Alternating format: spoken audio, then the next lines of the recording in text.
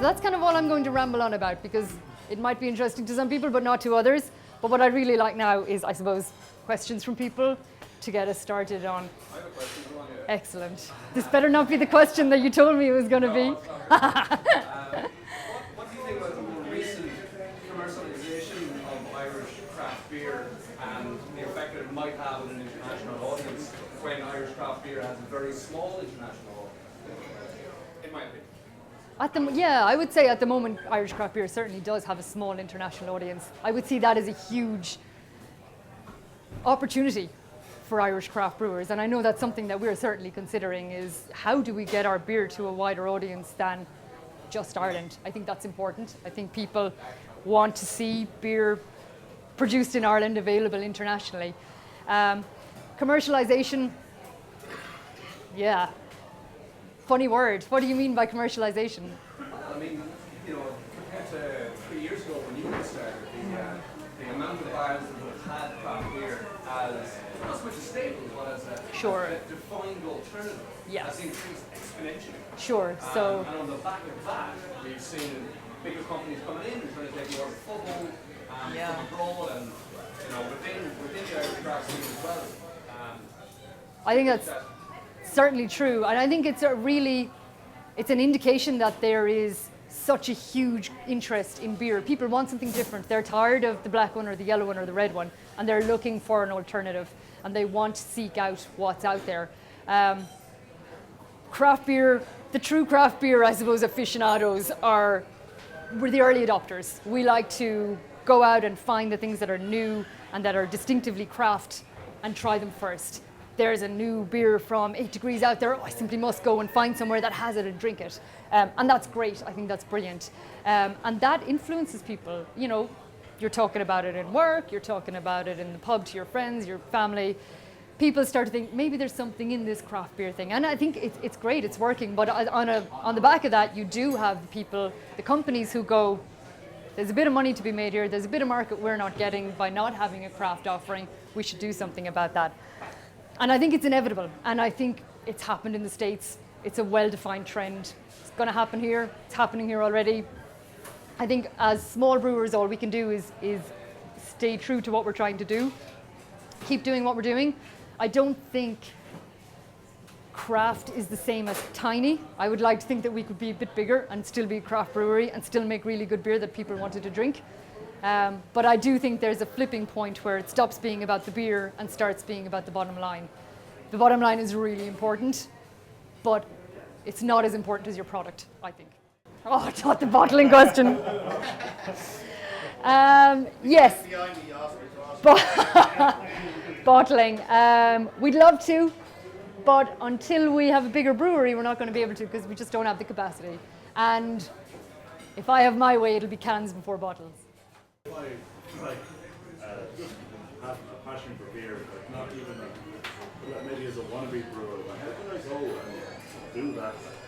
Like that like maybe makes money, or just do it anyway. First thing I'll say is the money in microbrewing is terrible. have no preconceptions on that front. But it's a great fun industry to be in. Have a look at qualifications. It's very hard to get it started without some industry experience or a qualification. If you're not completely tied to Ireland, you could look at maybe moving abroad to somewhere where there's a very well-established craft beer industry like the UK or the US. There are a lot more brewing jobs. None of them are terribly well paid. You're not going to have that yacht in the Bahamas in the microbrewing business, but it's a way to get in there.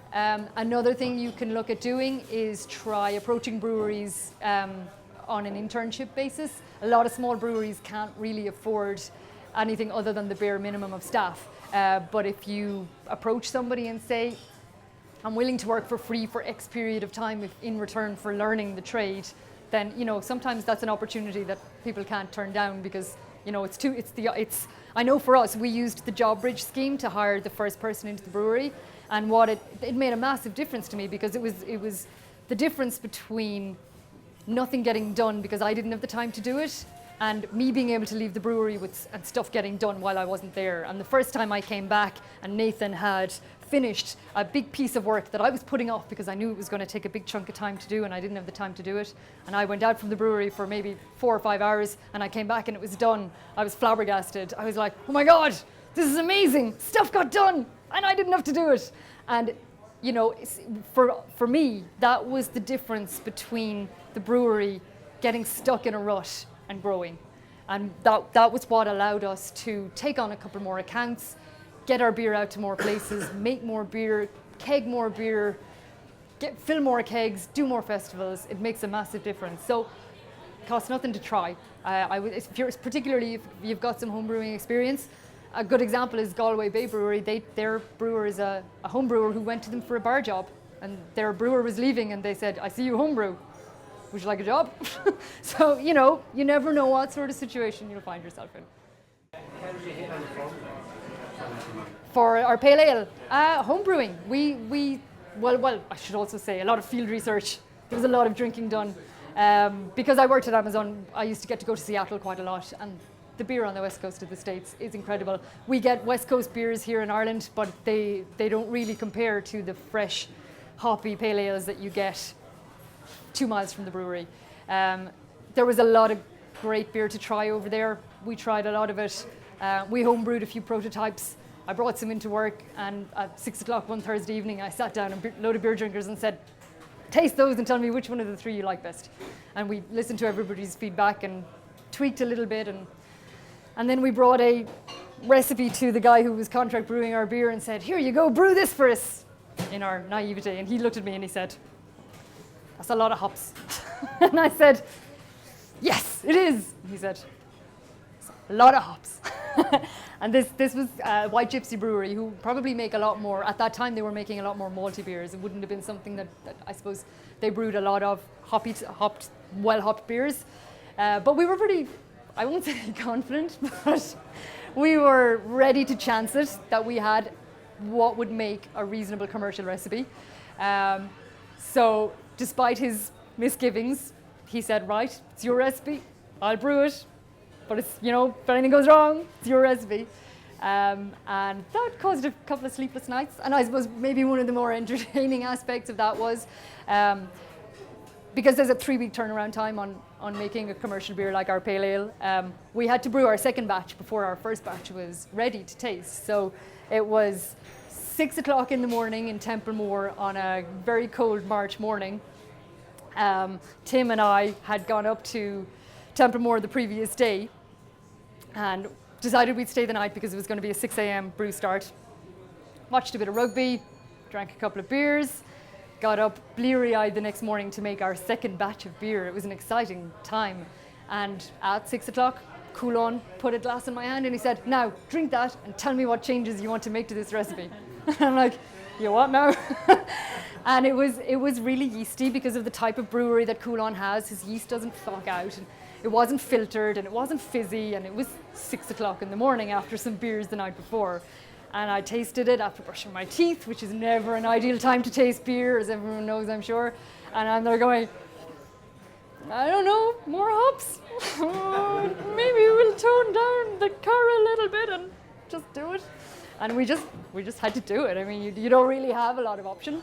So we brewed our next batch of beer, and then we kegged up the batch that was there, and off we went in our van with our delivery to Mulligan's, possibly first on the list, and that was it. And we haven't really looked back since, I suppose. But sorry, very long-winded answer. We homebrewed it and then took a chance. For Metalman, there is a navigation lade on the coast in Tramore, just outside Waterford. It's about 7 miles outside. It's a seaside resort, but it has very, very rocky waters, and there were some very bad shipwrecks in that area over the centuries. And after a particularly bad one in the 19th century, Lloyd's of London put up 3 pillars, one with a figure of a man on top of it, on the rocky outcrop in the bay, to warn seafarers that wasn't Waterford Harbour, that it was Tramore Bay, and he's just locally known as the Metalman. So we kind of like the name, so we took it from there. It causes wild confusion in Waterford because everybody thinks we're in Tramore and we're not, but they get over it eventually. But there's one in Sligo as well. There were 4 of them cast originally. One of them is in Sligo, one of them is in Tramore, and then nobody seems to know where the other 2 ended up. Where do you see your brewery in 1 year's time, 3 years time? And there I thought I'd left the corporate world behind. So in 1 year's How time, do you plan to get there? Do you plan private investment or do you plan, not saying Dragon's Den investment, you plan, like I saw one of your competitors had a thing on their website where the punters can invest in the company. oh, savage, Brewdog style. I saw that the other day. I was just thinking, would that be an option? Yeah. You're thinking of to grow Bit of you say 21 crowdfunding. kegs. At the moment, yeah, 21 kegs in a batch, tiny, like That's it's the same, but if you need to very for hard. investment to grow, would you consider that? I certainly wouldn't rule it out without careful investing time into researching it. I don't know very much about crowdfunding or what the implications are for company structure and things like that. I'm a complete dunce when it comes to all that stuff. I don't know anything. I don't know nearly enough about company structure and that sort of thing to actually make an informed decision about that without going off and talking to my accountant and reading up a whole lot on it.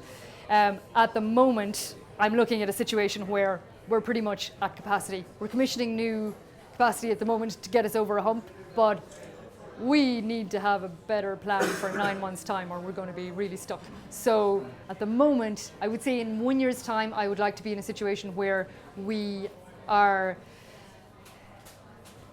in the process of, or have already commissioned a new brewery that's in the region of 5 to 10 times the size of what we have at the moment.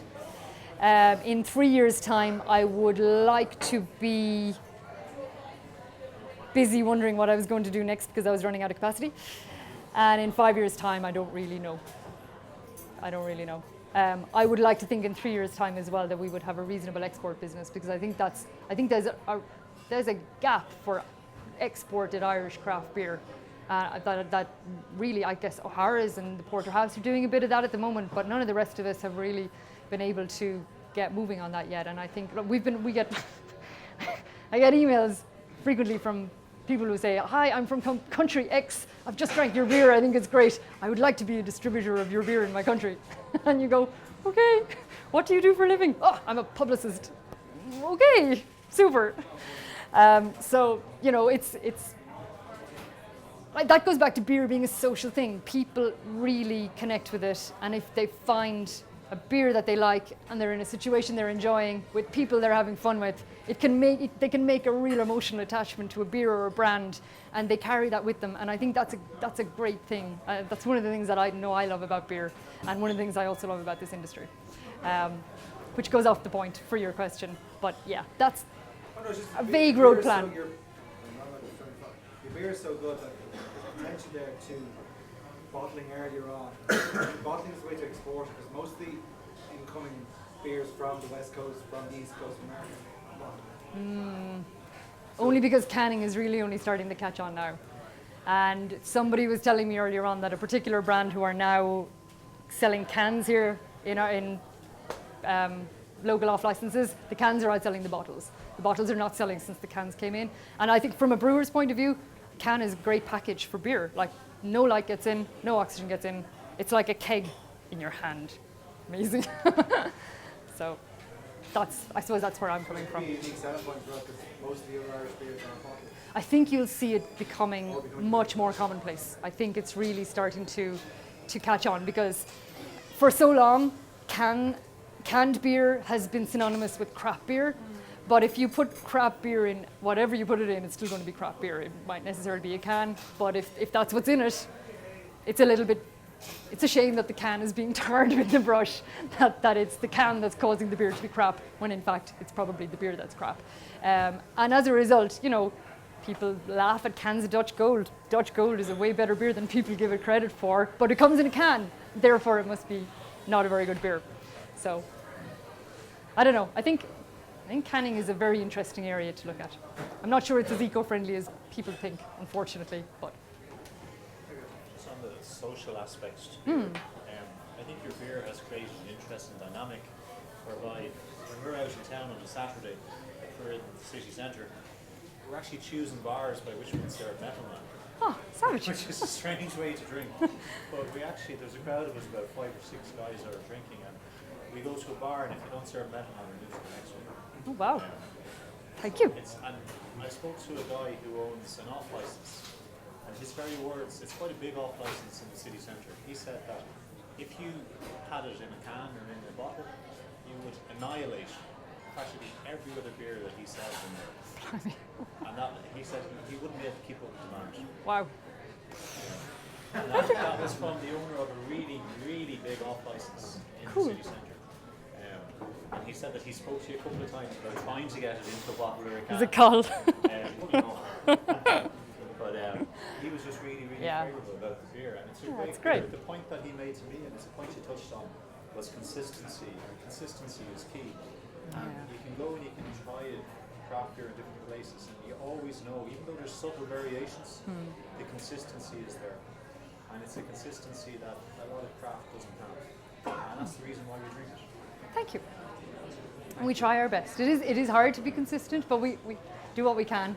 As I said, like sometimes there are things that go against you, and you'll have a bit of a cooling malfunction, and your beer might ferment a bit warmer than you'd like. But for the most part, we take a lot of care around. Quality control is probably a very strong word for a 4-person microbrewery, but we make every conceivable effort that we can as a small production unit to keep that in mind, that we want, at the end of the day, the beer has to be top notch. If it isn't, we have to stand there and go, can we send this beer out to trade? Do we want somebody to drink that when they order Metalman and say, yep, good, or do we go, no, it's not going out? So thankfully that doesn't happen very often. It happened once recently, and we had a contamination, and it wasn't very detectable initially, and we kind of went, let's keep it for another week, see what it tastes like then, and then we tasted it again and it was like, no, it's got to go. And I think that's really important from a reputation point of view, because that's kind of all we've got to go on as a small brewery. You're as good as your last pint, I suppose. And if something nasty gets out there, it takes much longer to recover from that than a good pint, because people will remember bad pints more than good pints. Unless it's a really good pint. I'd say if you guys had loads of money, someone would pay you that money, would you make any changes to your actual beer, or would you just expand the company? Or what would you do? If we had the proverbial loads of money, I would buy a bigger brewery. At the moment, we have to brew twice on our little brew kit to make those 21 kegs. It's really labour intensive. With a bit of investment in a bigger brewery, we could make 10 times as much beer with exactly the same amount of effort, and just more energy and raw material costs. And I think that would be that's our next step, really. With changing anything on that scale comes the big issue of what impact is that going to have on the flavour profile of my beer, right? Because your tanks are going to change, the size of them is going to change, which means your fermentation profile is going to change. You're using a different size vessel, so you have to relearn a lot of the stuff that we've spent the last 18 months honing on the system we have. So we certainly wouldn't intentionally make changes, but it would probably be quite challenging to reproduce it exactly as it is at the moment. So all we could really, I suppose what we would hope for is that it would be the same or better, but we wouldn't be making any recipe changes if we scaled up. Is there no ingredients that are just too expensive to put into your beer? Like, say if I'm at home and I want to use like fresh vanilla extract, any of that kind of product, is there just like... Yeah, you can you have to price it accordingly, and I think that's one of the great things about craft beer, is that especially small batch craft beer, that you can make a limited amount of it, and it's going to be €7 a pint when it gets on the bar, but people will say, I'll have one of those towards the end of the night, I'll treat myself to that. And they're not going to drink 5 or 6 of them, but they will try it, and they won't, they will make that investment if they feel the reputation of the brewery is such that that's a value investment. Like, it might be €7 a pint, but I'm pretty sure I'm going to enjoy it. Ask the bar person for a taste. Can I a little taste of that? Go on, then I'll have a pint. And I suppose that is where we would kind of hope to be, that people would be willing to take that chance on a pint that we would make, that it's expensive, but it's worth trying. Does that answer your question? Yeah. Yes, but no. It's just, it's like anything, once you start making high gravity beers, because the duty goes up as well, you've got to price it up. There's very little point in making beer that costs you money to send out there, because we've got staff to pay, we've got rates to pay, we've got rent to pay, we've got energy costs and all that. So.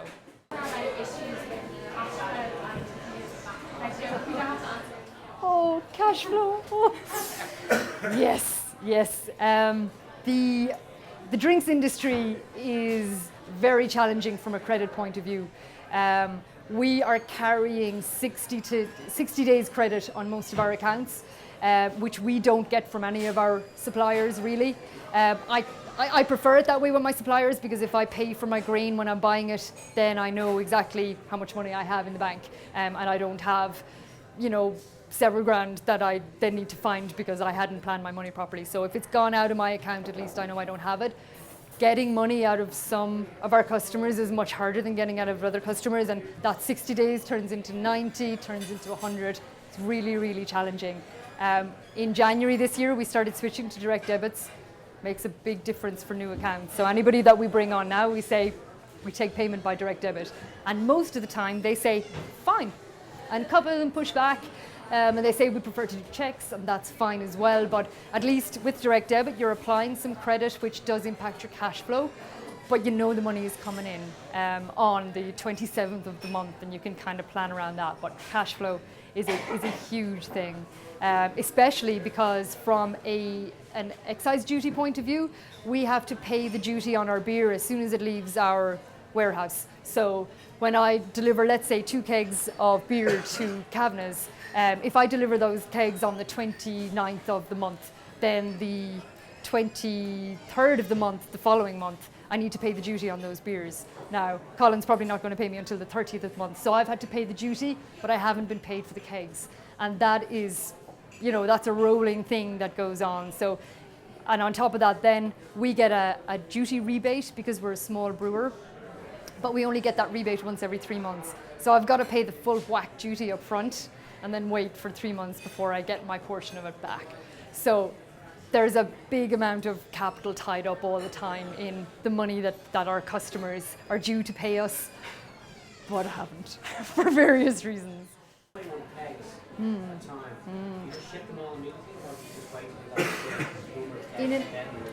In an ideal world, they go into the cold room for a little while rather than seat of pants brewing, instead of straight off the kegging. I won't call it a kegging line because that would be a bit of an elaboration, rather than straight into the back of the van. That has happened in situations where we've had maybe a bit of a stock shortage, and we're like, we really need to get this beer out, and it's coming out of the kegs are getting filled, rinsed, stickered, capped, and going straight into the van for an evening delivery to somebody who's waiting on it.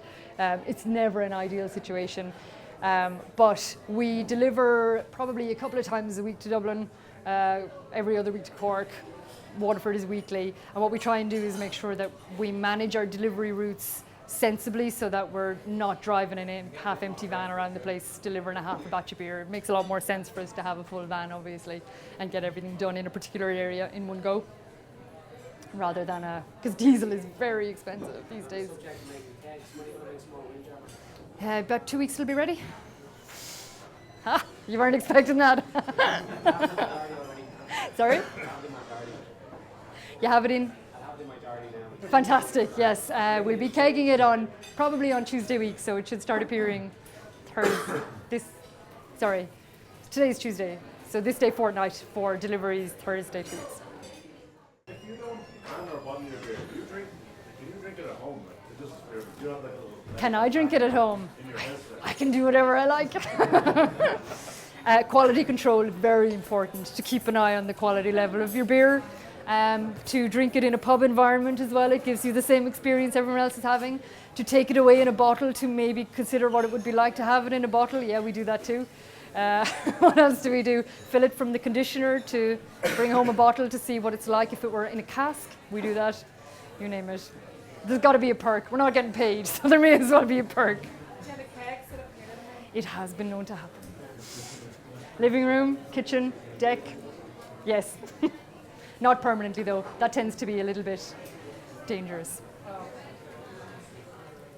you look at costs, because I know the reason for kegging at the moment, but the costs are starting to creep in now.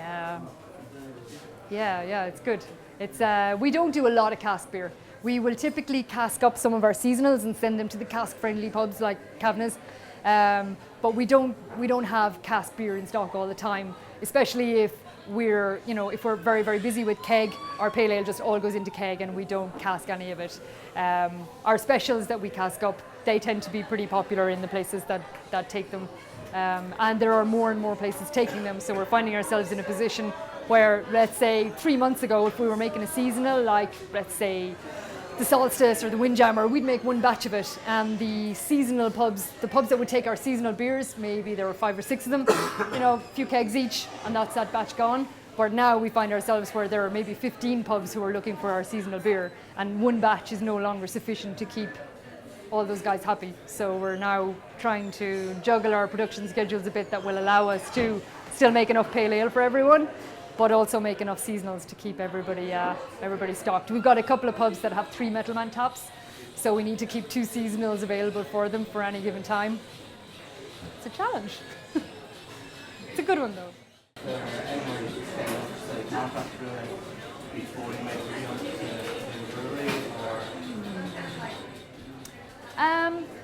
We did contract brewing when we started out. It's actually quite difficult to manage. It is easier to be in charge of your own production schedules.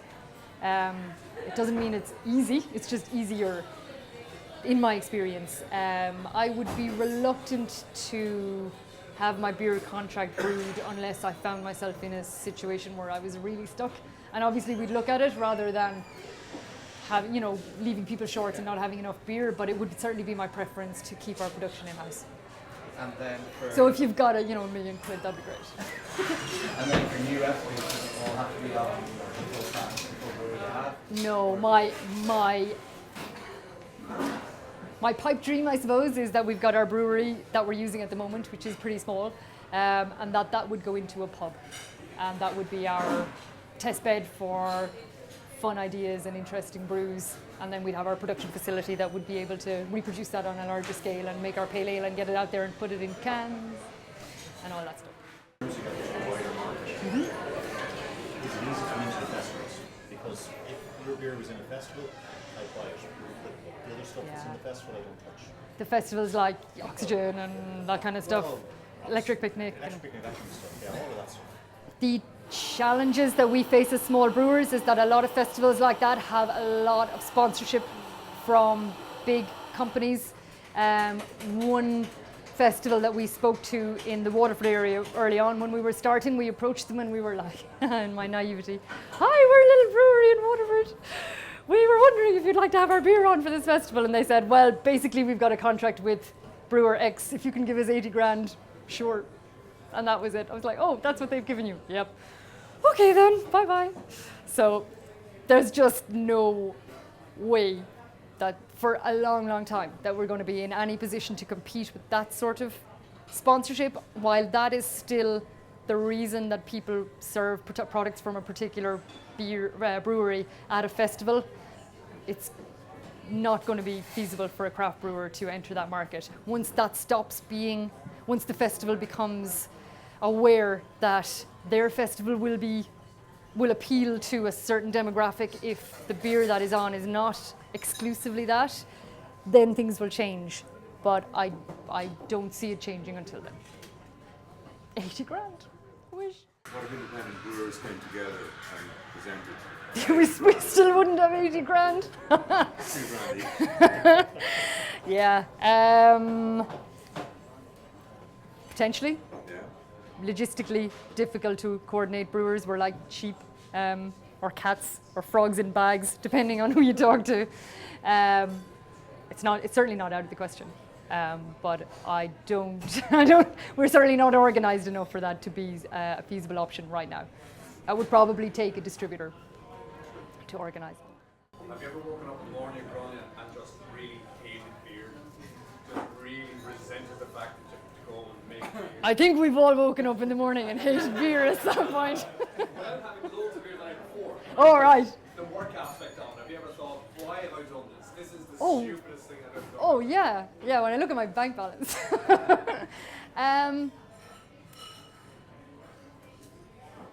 No, not in a really, oh my God, I can't believe I ever thought this was a good idea. How can I get out of it? No. There have been days when nothing goes right. On Tuesday, we were in the middle of brewing and the burner for the kettle packed it in. Oh my God, that was only yesterday. Yeah, yesterday. So, and there's just days like that where everything we had planned for the week just went down the toilet while we ring people, try and organise spare parts. I'm sure you guys have exactly those kinds of days as well. I think it's just part of being a small business owner with mechanical stuff that needs to work in order for business to proceed as planned. Inevitably, on a Monday morning, we'll write out our whiteboard for the week and say this is what we're doing.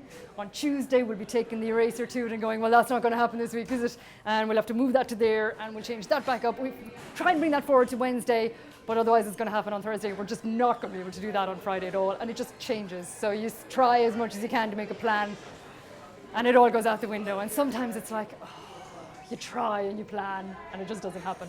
And then there's other times when you're changing your plan around because of something good that's happened. It's like, woo, well, we've just gotten this opportunity to go and participate in X. So that means can't do this on Thursday because I'm going to go and be on the radio or come to Kavanagh's and do a talk and stuff like that. And that stuff is good. And there's a lot more fun stuff than there is crap, I suppose, when you even it all out. That's my opinion.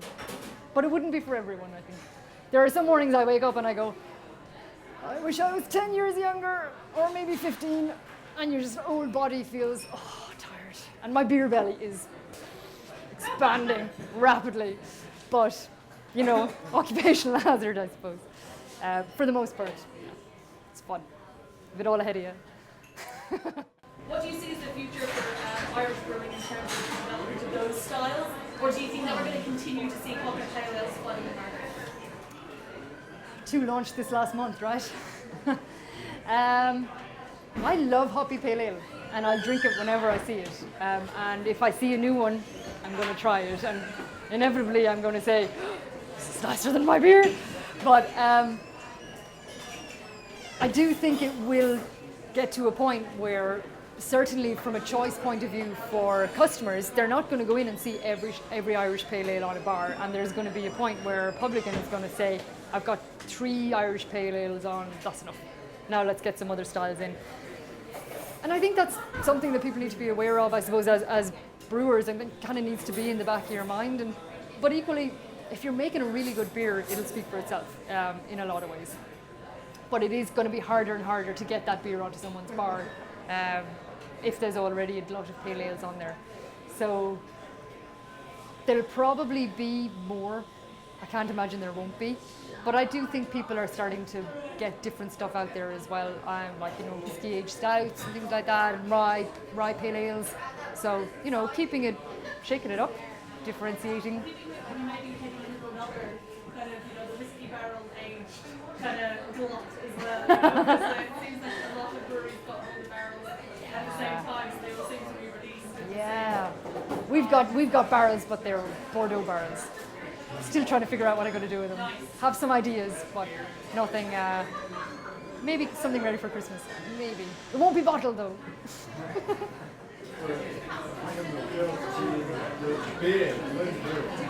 No, isn't it weird? It's so weird. Like, beer is awesome. Yeah. I love beer. I just love it. I think it's awesome. I think it's such a shame that at festivals we will have people of the female persuasion wander up to our stand and go, have you got any wine? And we go, no. And we say, we've got beer. And they go, well, I don't like beer. And all you can say is, you just haven't found the right one. So there's a marketing problem. There's a marketing problem that suggests that beer is for boys. It's a shame. People should make up their own minds as to whether they like something or not. But I think the more craft beers that are out there, maybe I should backtrack a little bit. I don't know, maybe women don't like the commercial beers that are there as a general rule. Maybe the female palate is in a particular way and I'm more unusual. But I don't think that's the case. I think women like flavour and I think women like craft beer.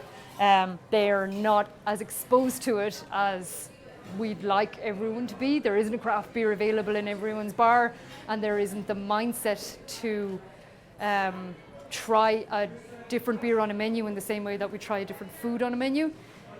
But it's changing, and people are more open to it. And like we make beer that's we make the ginger beer that we make really appeals to the female palate, but we don't say, hey, here's a girl's beer, try our ginger beer.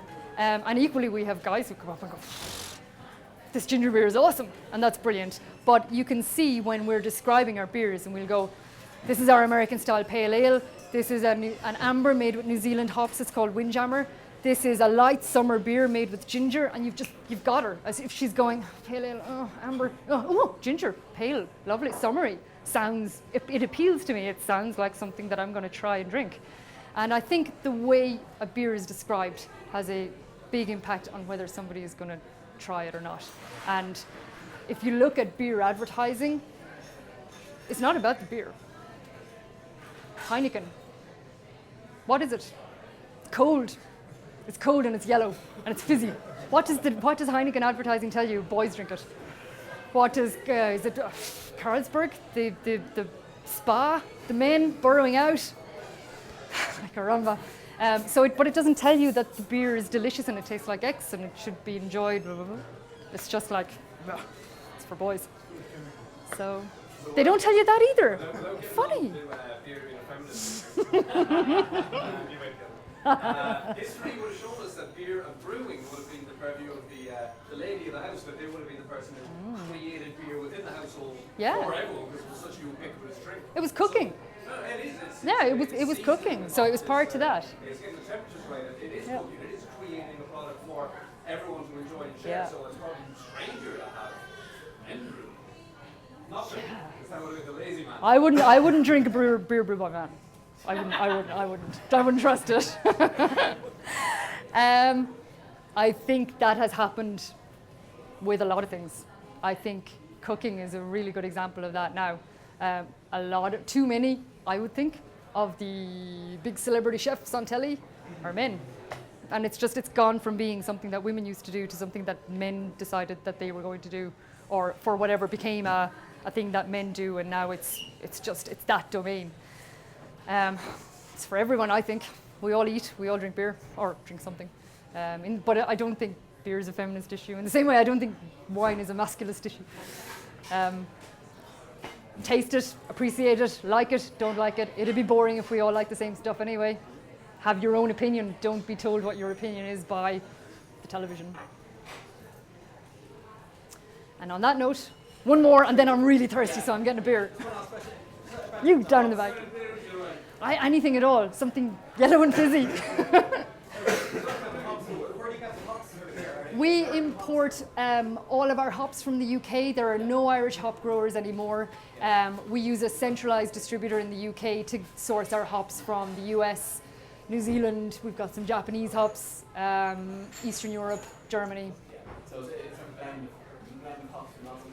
Well, we buy a particular variety of hop, and then we use different types of hop in a given beer. So in our pale ale, we use a German hop for bittering, and we use 2 US West Coast hops for flavour and aroma. Okay, well, Grainne, that was amazing. As I expected it to problem. be. Thank you very much indeed. Thank you all for coming.